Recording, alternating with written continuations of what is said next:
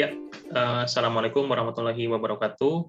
Waalaikumsalam warahmatullahi wabarakatuh. Waalaikumsalam warahmatullahi wabarakatuh. Selamat sore teman-teman.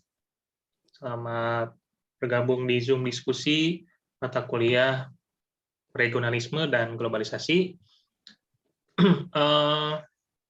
Kita dari kelompok 2 akan mendiskusikan atau akan berdiskusi perihal tema yang kita dapatkan, yaitu isu keamanan di Asia Selatan. Baik, mungkin saya perkenalkan diri dulu. Nama saya Muhammad Syafiq Al-Fatin, NPM 202030014, dan teman-teman saya.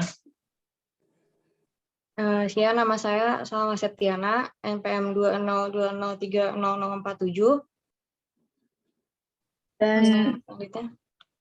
Nama saya Safiana Desesari Putri, NPM 202030005. Dan nama saya Susan Putri Nur Anggraini dengan NPM 202030049. Nama saya Hana Saira Nazwa dengan NPM 202030057.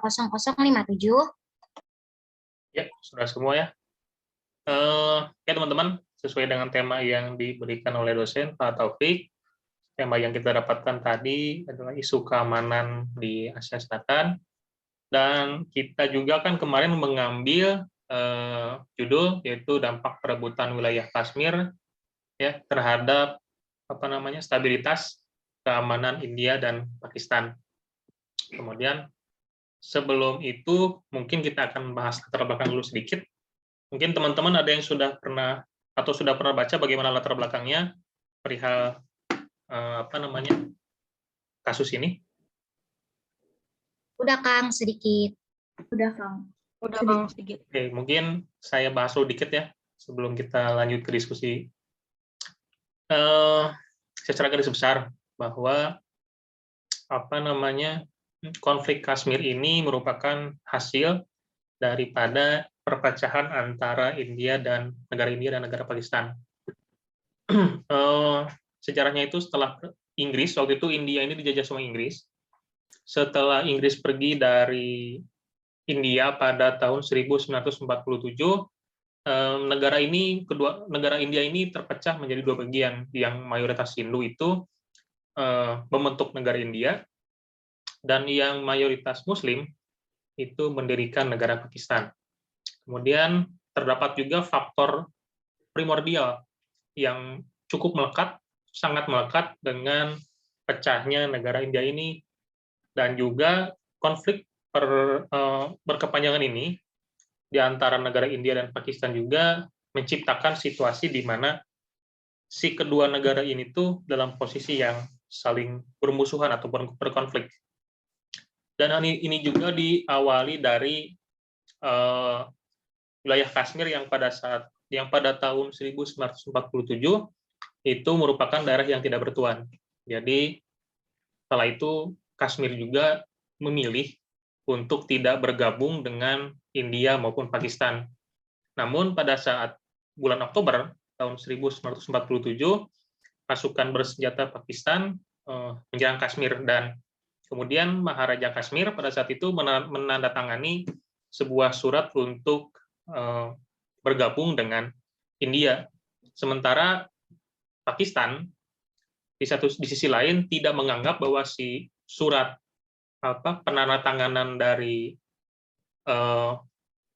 Kashmir yang bergabung dengan India ini merupakan dokumen yang resmi.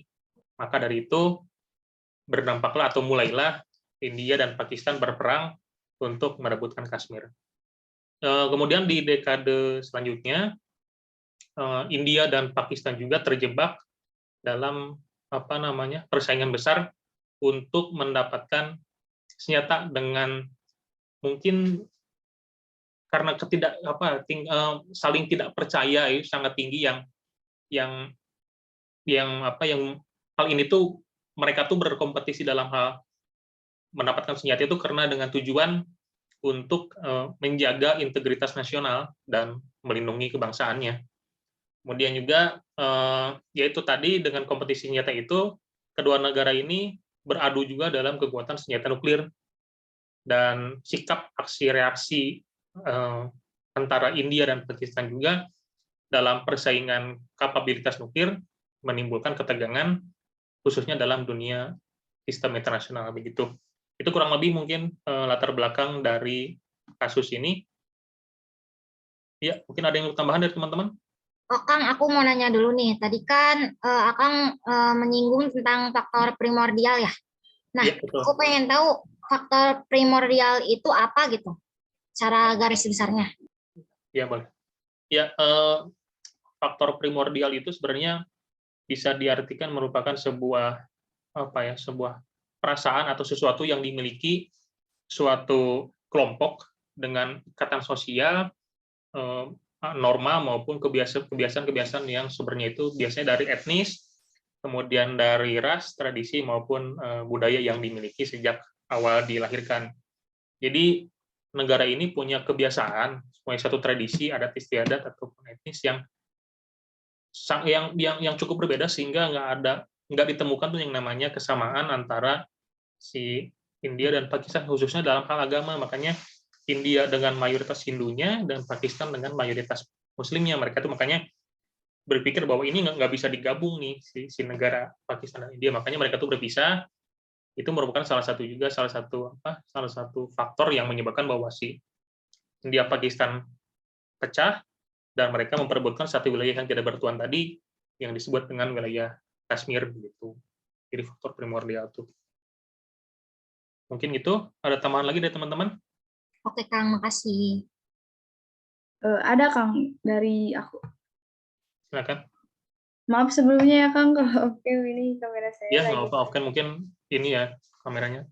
Ya kameranya lagi error. Jadi kayak kan dimulai dari kedekatan Pakistan sama pihak luar lainnya kayak Cina di wilayah konflik Kashmir juga jadi isu penting bagi India yang mengantisipasi kehadiran Cina di Asia Selatan. Kayak hubungan antara India sama Pakistan tuh dapat digambarkan kayak perluasan kepentingan antara Amerika Serikat sama Cina di Asia Selatan. Konstelasi geopolitik India sama Pakistan secara keseluruhan adalah terorisme, isu nuklir, konflik perbatasan di Kashmir, nasionalisme dan globalisasi, perspektif regionalis Asia Selatan, dan strategi kekuatan eksternal yang mempengaruhi dinamika geopolitik regional. Kalau dua negara besar kayak Pakistan sama India terus punya hubungan yang nggak stabil, kayak kawasan Asia Selatan akan ikutan nggak stabil juga. Isu lain di balik hubungan kedua negara ini karena perbedaan tingkat pertumbuhan ekonomi antara India dan Pakistan, kayak senjata nuklir membandingkan dua negara dengan satu atau dua determinan, dan ekonomi karena tingkatan kapasitas nuklir kedua negara. Kayak negara ini tuh masih susah banget buat akur gitu, kayak sulit banget buat diajak damai, kayak itu tuh kayak mempengaruhi, sulit diukur gitu, dan emang membingungkan gitu buat semuanya. Kayak India sama Pakistan tuh gak mau nyerah satu sama lain, jadi itu yang bikin rumit. Oh, jadi dari sini juga udah kelihatan ya sejauh mana hubungan antara si dua negara ini gitu ya. Oh ya, aku juga mau nambahin nih sedikit aja ya. Karena peran dominan dari India dan Pakistan ini, Asia Selatan membuat negara-negara di kawasannya cenderung membuat tatanan sistem yang nggak stabil. Jadi kejadian ini juga ngasih tahu nih kalau pandangan segala sesuatu itu bisa jadi akar dari suatu konflik. Nah, konflik yang terjadi di antara India dan Pakistan ini membuat negara di sekitarnya juga ikut merasakan ketegangan. Salah satunya karena India itu meningkatkan keamanan militernya yang membuat negara lain waspada akan keamanan regionalnya sendiri. Terus hal ini juga diistilahkan dengan security dilemma.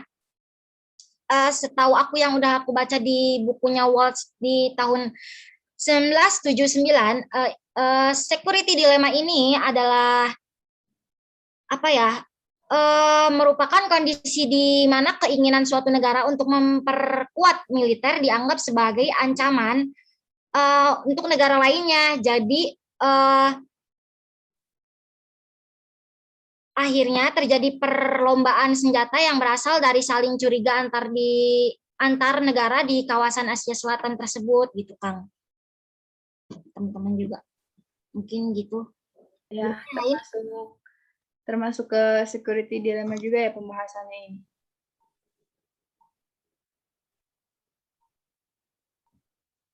Sama Sama ke mute. Sorry, masih di mute. Nah, terus kalau dampaknya buat kawasan di sekitar tuh apa aja sih selain yang udah disebutin tadi sama Hana? Oh iya, aku mau nambahin ya, selain yang tadi udah disebutin sama Hana, mengenai apa aja sih dampak-dampak yang ditimbulkan dari konflik Kashmir itu, salah satunya tuh adanya pembentukan aliansi-aliansi dengan negara-negara, baik di dalam maupun di luar kawasan Asia Selatan. Selain itu, negara-negara tetangga juga memperketat keamanan militernya gitu, karena bukan semata-mata karena apa, cuman mereka tuh kayak waspada aja gitu sama Asia Selatan, karena bisa diketahui kalau Asia Selatan itu adalah negara yang tingkat pembangunan militernya itu tinggi.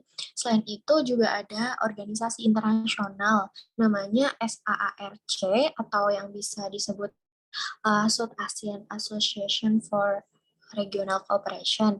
Nah, organisasi internasional ini tuh emang dibuat khusus gitu buat untuk menyelesaikan konflik yang ada di Asia Selatan, khususnya konflik Kashmir ini.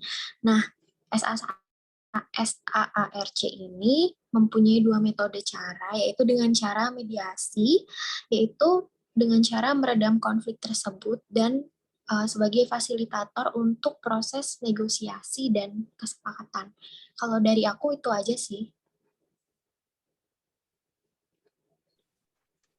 Oh gitu, oke. Aku udah ada sedikit gambaran kesimpulannya sih ya dari pembahasan kita ini tadi. Nah, konflik di wilayah Kashmir itu kan bukan cuma semata kepentingan politik ya, tapi terselip juga konflik dari segi agama, dari segi ras dan suku gitu ya. Nah, konflik itu juga berakibat ke ekspansi senjata di Asia Selatan gitu ya. Nah, dari situ jadinya timbullah terorisme dan pergerakan kelompok bersenjata di negara-negara Asia Selatan ini gitu. Dan juga semua konflik negara-negara Asia Selatan ini juga jadinya mempengaruhi seluruh wilayah Asia Selatan gitu ya, dan yang terkait erat dengan peran dominan mereka di wilayah tersebut gitu. Terus ekonomi di kawasan Asia Selatan juga jadi dalam keadaan yang nggak bagus gitu, keadaan yang rapuh gitu ya, dengan angka pengangguran yang tinggi, terus ketidakstabilan politik di kawasan tersebut gitu. Dan seperti yang dikatakan oleh si Nazar Ahmad ini ya, salah satu anggota parlemen Inggris, jadi si Nazir juga ngomong bahwa dengan tidak mengacukan konflik Kashmir itu bakal mempersulit pengawasan terhadap kelompok yang menamakan dirinya negara Islam ini dan kelompok Taliban di Afghanistan gitu ya. iya betul. Memang keamanan di kawasan Asia Selatan ini, apalagi khususnya India Pakistan ini jadi chaos banget sebenarnya. Iya, konflik Kashmir ini juga udah ngejadiin keadaan antara India sama Pakistan tuh kayak tegang gitu, kayak saling curiga, sampai PBB dalam pertemuan Menteri Luar Negeri Dewan Keamanan di Jenewa 4 Juni 1998 telah menyatakan bahwa masalah fundamental yang ada di kawasan Asia Selatan ini adalah masalah Kashmir. Maka dari itu, masalah ini tuh sangat krusial dan menuntut akan adanya suatu penyelesaian secepat mungkin. Konflik Kashmir ini itu juga udah mengakibatin terjadinya perang terbuka sampai 3 kali di antara India sama Pakistan. Sampai sekarang emang belum tampak adanya penyelesaian yang benar-benar memuaskan buat keduanya. Meskipun akhir-akhir ini belum nampak gejala adanya perang terbuka selanjutnya, tapi bentrokan tuh masih bisa terjadi dan masih terjadi di kawasan Kashmir. Pembicaraan yang saling memaksa keinginan kedua belah pihak seringkali menghasilkan jalan buntu. Jadi keduanya itu kayak paheras-heras tuh ya gitu. Keras kepala gitu. Ya, pada kelas kepala jadi sulit buat nemuin titik terang penyelesaian konfliknya.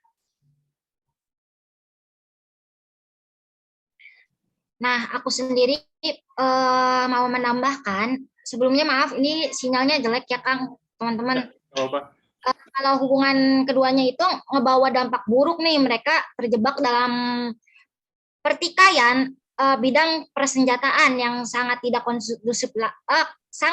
kondusif lagi bagi penyelesaian konflik. Nah, persaingan ini juga tidak hanya berbahaya bagi kedua negara tersebut ya, tapi berbahaya juga nih bagi negara-negara sekitarnya di Asia Selatan. Lalu mereka juga telah mendapat tekanan dari dunia internasional, namun tetap saja negara India dan Pakistan ini melanjutkan pertikaiannya seperti itu, Kang. Terus di tahun 1998 juga mereka bermuara pada percobaan nuklir gitu. Yang paling parahnya sih itu nuklir.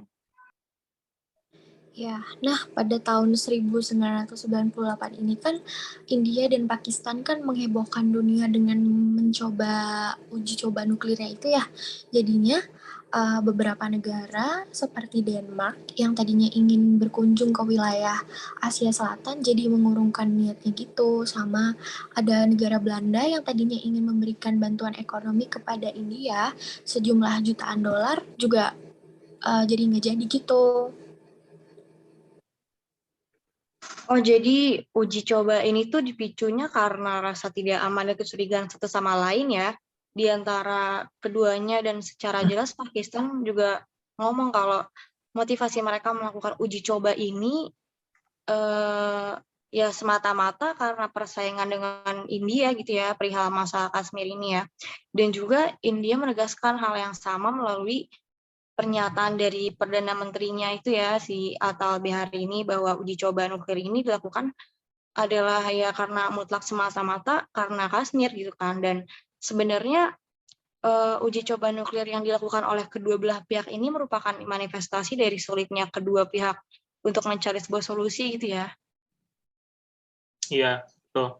Dan emang sampai sekarang juga si konflik yang berkepanjangan ini antara India dan Pakistan juga, hubungan kedua negara itu jadi apa ya, masih dingin gitu, kayak tidak saling sapa satu sama lain mungkin ya, bahasa kasar. Dan emang juga sempat ada statement daripada mungkin salah satu jurnalis Nasyad di tahun 2004 itu pernah bilang bahwa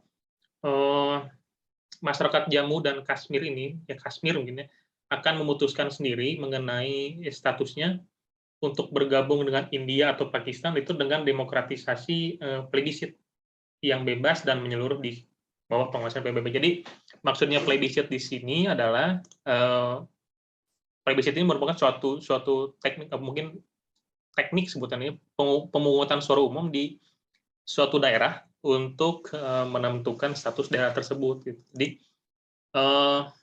perlu ada metode tersendiri memang tadi untuk memutuskan bahwa si Kashmir ini nanti milih mana gitu. Dan juga sempat mungkin tadi dibahas ya, masalah PBB itu pernah gagal untuk memaksa India untuk mengimplementasikan resolusi yang telah dijanjikan pasca India dan Pakistan. Jadi PBB juga menganggap bahwa si konflik ini terdapat kepentingan nasional dari berbagai kekuatan luar juga, khususnya dari berbagai kekuatan besar dari anggota Dewan Tetap Keamanan PBB, di mana India dan Rusia itu jadi sekutu, kemudian juga Pakistan dengan Amerika Serikat, dan begitu. Dan emang kalau kita lihat juga ini Inggris juga sebenarnya bertanggung jawab banget sama kasus ini, karena yaitu di awal juga Inggris yang memang menjajah India, melepaskan dan secara tidak langsung mungkin mengiyakan atas perpecahan negara ini. Gitu. Mungkin ada tambahan dari teman-teman lain?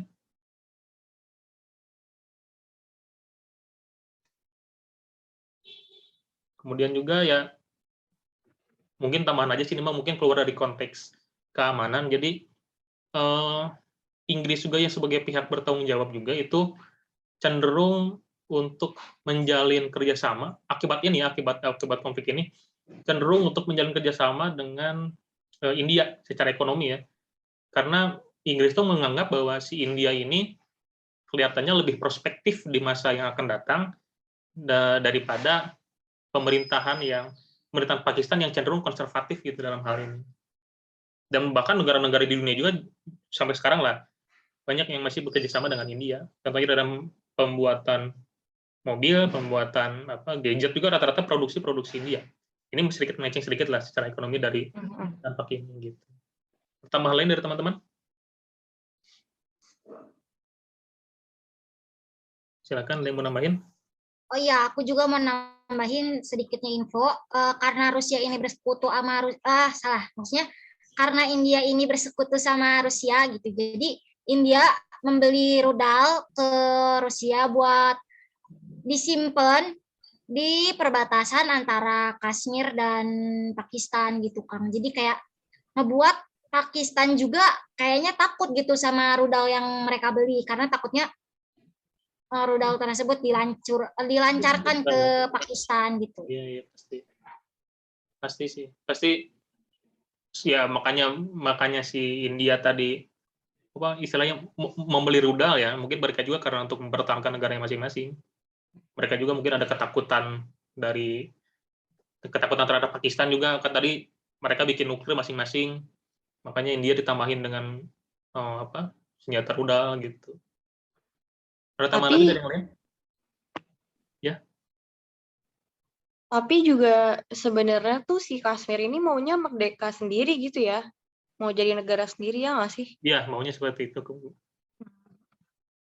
Karena mungkin dia merasa dia punya sesuatu yang menguntungkan bagi negaranya, nggak perlu Karena si mengikut Kashmir negara ini lain. juga kan katanya bagus banget kan, kayak potensi buat jadi di bidang pariwisata itu bagus banget gitu kan ya. Iya, betul. Makanya Ya, mereka berani.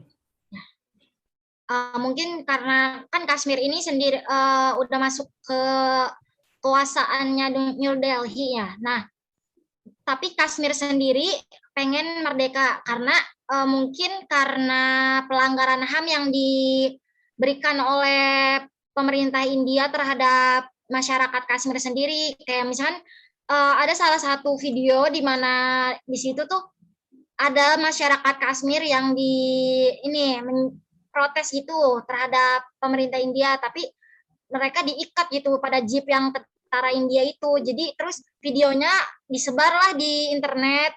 Terus setelah itu mereka dari pihak Indianya ini ngeblokir sejumlah situs media sosial di Kashmir. Jadi mungkin itu yang mempermasalahkan kenapa akhirnya Kashmir sendiri yang pengen merdeka gitu kan teman-teman. Jadi dengan waktu si Kashmir menyatakan kalau dia mau merdeka sendiri tuh bikin si India nggak suka gitu ya, bikin si India marah gitu ya, maka dia melakukan hal-hal yang tadi disebutin sama Hana gitu ya. Izin nambahin ya. Pemerintah India juga kayak pengen gitu dalam upaya penyelesaian konflik Kashmir ini harus yang harus dilakukan oleh India dan Pakistan kan adalah berdialog tanpa campur tangan pihak ketiga. Selain itu, pemerintah India juga negasin kalau mereka nolak terhadap adanya plebisit untuk daerah Kashmir. Di lain pihak, Pakistan juga malah sangat pengen gitu adanya suatu plebisit di daerah Kashmir. Kayak Pakistan juga mengharapin campur tangan dari pihak ketiga dalam upaya menjebatani pembicaraan yang dilakukan oleh kedua negara. Kayak dua pandangan yang sangat bertolak belakang ini kayak ngejadiin mereka menuju konflik penyelesaian Kashmir itu kayak makin rumit gitu, malah makin berliku-liku gitu. Kayak uji coba nuklir kan yang dilakukan oleh keduanya itu kayak manifestasi dari sulitnya kedua belah pihak buat nyari solusi yang bisa diterima keduanya. Kayak ya sulit banget itu. Ada yang Emang lebih- susah sih ya, soalnya kayak mereka berdua ini, si dua negara ini tuh hal-hal kecil itu suka dipermasalahin juga gitu kan, karena yang kayak tadi Kang Fatin bilang kan sebenarnya UN juga pernah ngasih kayak solusi gitu ya kalau nggak salah, tapi ya dua-duanya nggak mau mematuhi gitu ya, nggak mau dijalanin gitu, Ya. jadi ya mau dibantuin juga kayak agak susah gitu ya. udah sulit gitu. Ya, tadi kita Susan bilang mungkin ini keras kepala dari masing-masing negara sih. Ya, selain itu juga aku pernah baca nih, ada demilitarisasi Kashmir. Jadi mereka yang mendukung Kashmir untuk merdeka tuh pengen Pakistan dan India ini membiarkan rakyat Kashmir menentukan masa depannya. Terus kata Togir Gilani ini, Presiden Front Pembebasan Jammu dan Kashmir, bilang katanya, sudah saatnya India dan Pakistan menarik pasukan mereka dari wilayah yang mereka kendalikan dan mengadakan referendum yang diawasi secara internasional. Jadi di sini juga udah kelihatan ya kalau Kashmir tuh udah muak gitu diperdebatkan sama dua negara Asia Selatan ini gitu. Ya. Betul. Oh Ada tambahan iya, dari teman-teman? Silakan. mau nambahin tadi yang tentang tahun 2019 yang adanya apa ya kayak demo tentang masyarakat Kashmir yang menuntut adanya kebebasan merdeka dari negara India dan Pakistan. Itu yang tadi udah disebutin sama Hana, sebenarnya ada nyambungnya sih karena yang dia pengen referendum itu gitu. Itu tuh sebenarnya kan Kashmir itu kan sebuah wilayah ya, tapi diperebutkan oleh India sama Pakistan. Nah, waktu itu tuh pokoknya Raja Kashmir yang beragama Hindu itu lebih condong untuk memihak India, jadinya menimbulkan kemarahan besar bagi masyarakat Pakistan gitu loh, dan Pakistan ya jadi datang ke Kashmir gitu. Nah, India yang dipihak oleh Kashmir mengirimkan bala bantuan gitu ke Kashmir, tapi jatuhnya Kashmir itu malah dijuluki sebagai wilayah paling paling dikuasai oleh negara gitu, paling banyak militernya gitu. Jadinya dan di sana tuh kayak masyarakat tuh beneran yang kayak bukan diperbudak sih, kayak dikekang aja gitu, nggak boleh apa-apa, harus Oh, sesuai. kayak segala diatur gitu ya. Ya pokoknya mah kayak gitu, pokoknya mah mereka tuh nggak dikasih kebebasan. Emang sih ada yang dari pasal 370 yang mengenai untuk menjamin hak bernegara masyarakat Kashmir, tapi itu beneran itu nggak sesuai dengan apa yang harus itu yang diharapkan gitu. Mereka malah kayak disiksa, dibunuh, kayak ini juga pelecehan seksual kayak gitu. Dan kasus Kashmir ini sebenarnya kan belum banyak orang yang tahu gitu ya, padahal Iya. mah kasusnya tuh lebih parah sih kalau menurut aku daripada yang kasus Palestina kayak gitu-gitu. Kayak nggak ada yang ngelirik gitu ya, padahal parah Kayak juga gitu ya. Iya, Iya. kalau mah lebih Dan- parah ini. Mungkin karena kepentingannya nggak seseru Palestina, mungkin karena Iya. apa? Iya, mungkin. Iya. Terus juga sana juga kayak setiap hari tuh kayak ada aja tentara yang ngawasin, di mana-mana ada tentara. Jadi kita mau pergi kemana juga nggak bebas banget gitu. Di wilayah Kashmir itu ya. Mm-mm. Ya tapi karena itulah ya, karena separah itu, jadi kayak mereka sendiri juga jadi kayak yang tadi Hana bilang jadi capek gitu ya, makanya mereka mau merdeka sendiri aja gitu, nggak mau diperebutin lagi gitu ya. tapi menurut kalian sendiri sebenarnya solusinya apa sih gitu untuk si Kashmir ini? Apakah dibiarkan untuk berdiri jadi negara sendiri atau dibagi dua, ada yang masuk ke Pakistan, ada yang masuk ke India, atau memang pilih salah satu aja deh gitu? Karena dilihat ini mayoritas Muslim negara Kashmir ini, terus potensi tadi yang dibilang Salma juga potensi wisatanya cukup baik, makanya mungkin salah satu hal yang jadi diperebutkan gitu. Kalau secara realis gitu ya, menurut aku sih susah banget nih kayak memerdekakan Kashmir ini, karena Kashmir ini kan hanya sebagian kecil gitu ya wilayah. Mungkin ya kalau dibantu ekonominya sih bisa, tapi lebih baik Kashmir ini tuh menetap di suatu negara menurut aku kan. Kalau negaranya itu kemungkinan kalau tidak bisa di salah satu negara, mungkin di bagian negara. Maksudnya Kashmir itu kan ada Jammu dan Kashmir ya. Dari bagian itu tuh bisa dibagi gitu. Jadi gimana negara Pakistan sama Indianya ini gitu loh yang ngontrol mereka tuh. Kalau dibalik kayak gimana ya? Kalau Kashmir sendiri kan pengennya tuh dia menjadi bagian tetapi di secara merdeka gitu loh, jangan kayak diperbudak lah, digimanain kan. Secara India tuh memperlakukan Kashmir kayak sampah lah intinya gitu. Karena mungkin kebanyakan di Kashmir itu kan Muslim, jadi ya seperti itu. Kalau misalkan ke Pakistan juga belum tentu Kashmir ini diperlakukan dengan baik. Namun bisa saja Kashmir ini bisa menjadi sumber ekonominya gitu loh buat Pakistan, karena kan emang Kashmir ini terkenal dengan wisatanya gitu kan, karena indah banget gitu secara ininya, geografisnya tuh indah, ada saljunya di Asia Selatan gitu. Tapi gimana menurut yang lain gitu, apakah Kashmir ini harus merdeka apa mengikuti yang lain? Bener sih, aku lebih setuju ke apa yang Hana bilang tadi sih, lebih Mas Pafal. Ya, memang kalau dilihat dari statementnya Machiavelli atau Hobbes juga, kalau Machiavelli bilang bahwa emang untuk mempertahankan kedaulatan dan kekuasaan itu memang harus dilakukan segala cara, bahkan cara jahat sekalipun, ya salah satunya mungkin perang ini.